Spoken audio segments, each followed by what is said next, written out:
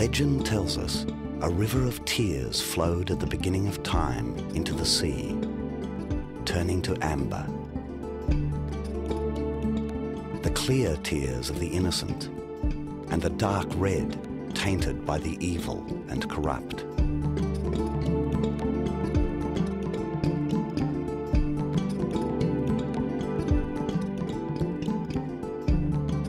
It's the sap of fossilized pine forests. They grew when this sea was dry land and glaciers filled the valleys. Supplies of copper and tin moved northwards and southwards to balance that trade. First of all came amber, and later on all the other forest products.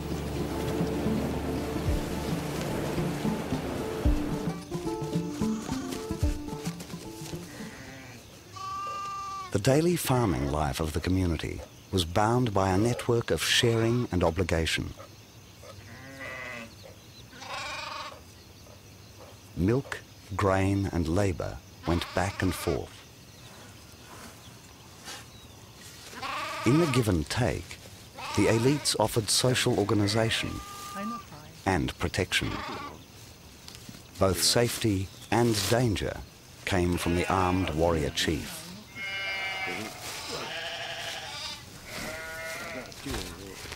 Communities expanded their farmlands and knowledge under the faint shadow of violence. These farmers were now able to grow a breed of sheep which offered a touch of luxury. The fleece was different. The open, straight fibres of earlier breeds were now curly and dense. It is the wool we know today. To use it, they developed the gentle craft of spinning. Clothing could now be much warmer for this northern climate. Customers wanted status, so spinners turned to the expert colour dyers.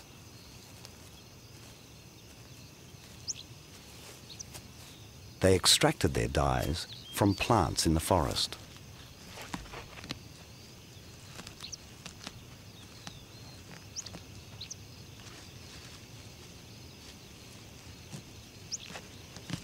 These people were healers, whose knowledge of remedies was the beginning of medicine.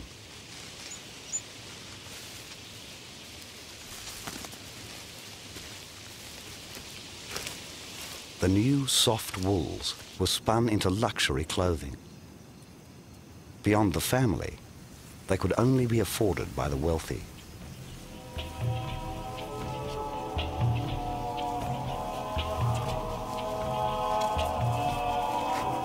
The clothes were so loved, people wore them into the next world. They were buried as individuals and took with them the symbols of their own identity, their clothes and ornaments. In these magnificent burials, discovered in Denmark, the dead were placed in oak coffins hacked from whole tree trunks.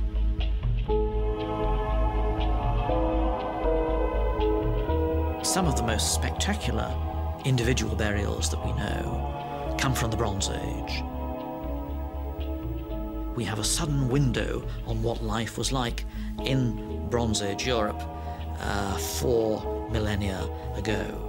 And we see people buried in woolen clothing. It's brown wool, it's very simple, in many ways it's rustic, but it's the height of sophistication, and probably only they, as the leaders, could afford to be dressed entirely in woolen clothes.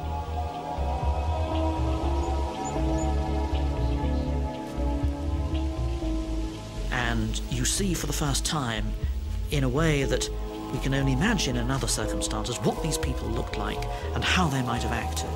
And we see some specifically human motivations, for there is the chief buried with his long wooden scabbard, and poking out of it the top of a metal weapon. And you pull it out, and it's not the sword that you expected, it's a little dagger. and he's been buried there with the appropriate piece of weaponry, but his family must have known it was only a little dagger.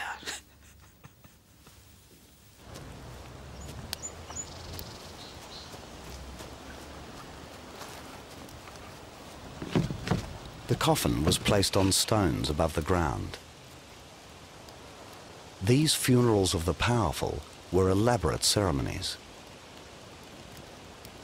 Later, a great mound of earth would be built as a tomb. It was there in memory of a person whose name was expected to live on.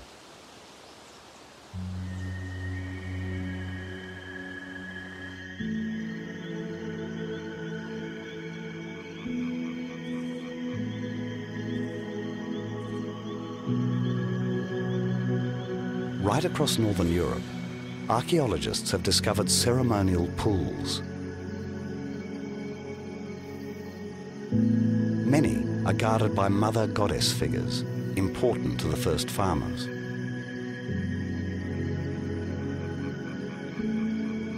From the beginning of human habitation, people have made offerings.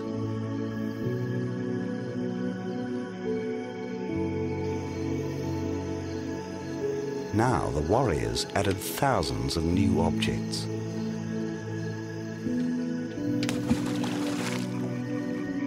Some of them show us they were seeing their spirit world in a new way. Nature, too, was an expression of power.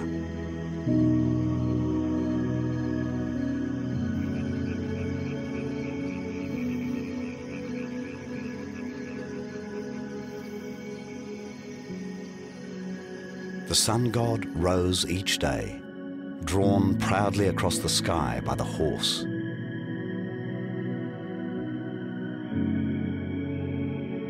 Across the Middle East, the chariots of the Hittites and Egyptians brought warriors and kings. The story of the first farmers ends with armies and the rise of the first cities. And in Europe, we see the first recorded images of violence.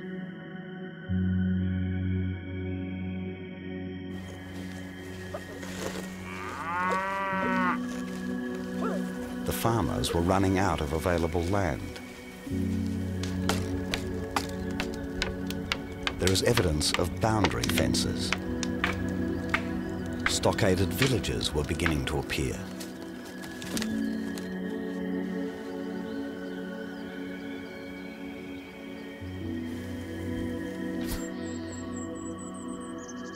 The last hunter-gatherers collided with the warriors.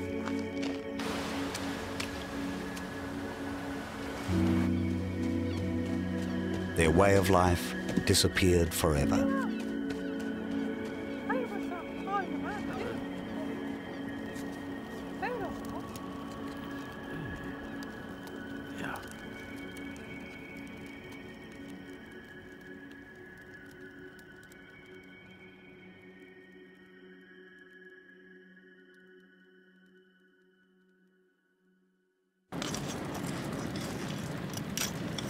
And then, around 3,000 years ago, there was a dramatic increase in the use of metals. The smiths discovered iron, which swept Europe.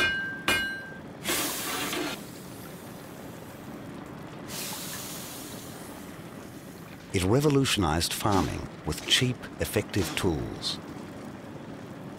And it gave rise to great Iron Age civilizations. It loosed the sword and the soldier on the world.